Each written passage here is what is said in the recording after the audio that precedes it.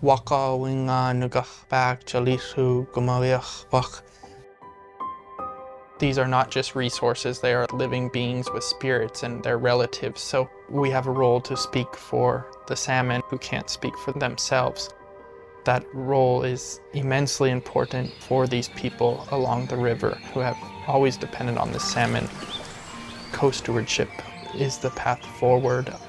Indigenous knowledge and Western science can work together, but even if they disagree, one's not validating the other. They need to be held as their own valid, distinct knowledge system. So we're talking about a big healing of the communities, healing of relationships. It's a societal mission. My name is Keith Herron. I am currently a graduate student at the University of Alaska Fairbanks, supported by the DMUMTA program, which is a graduate fellowship focused on uplifting Indigenous knowledge within marine and fisheries science. The overall research is looking at how the Yukon River Chinook salmon, how many are expected to make it to Canada. And in the last 5 years, there's been a difference between those estimates. And one of those things that could explain that difference is this disease, ichthyophonus, and that's what my study is trying to address.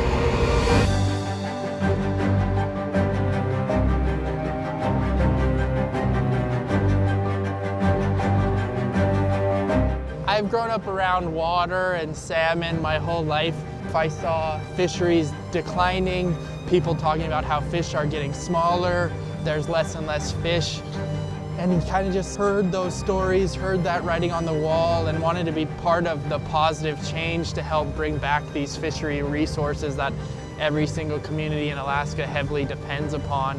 Hopefully, there's a bright future ahead and we can turn these declining populations around. I have to think we can, because it would be too sad not to think that it's possible. So I try to be hopeful.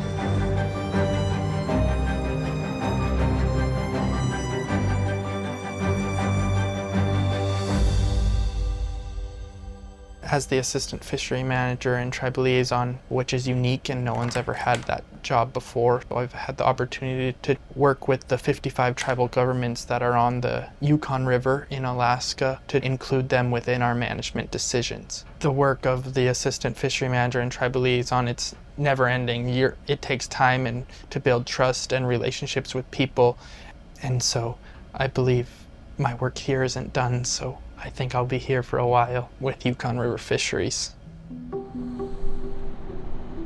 Programs like DMUMTA are really intended to help to invite students into fields and disciplines and colleges where they historically haven't really had that much of a place of belonging. DMUMTA is that open invitation to students to say, we want you here, we welcome your expertise, we want to be able to train you to participate and have a meaningful role in shaping the future of that field. And that's, to me, what DMUMTA is about.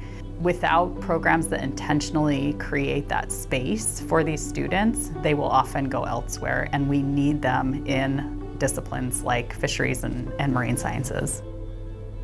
I think the common thread between a lot of DMUMTA fellows is their commitment to serving community, and even their graduate education is not about themselves.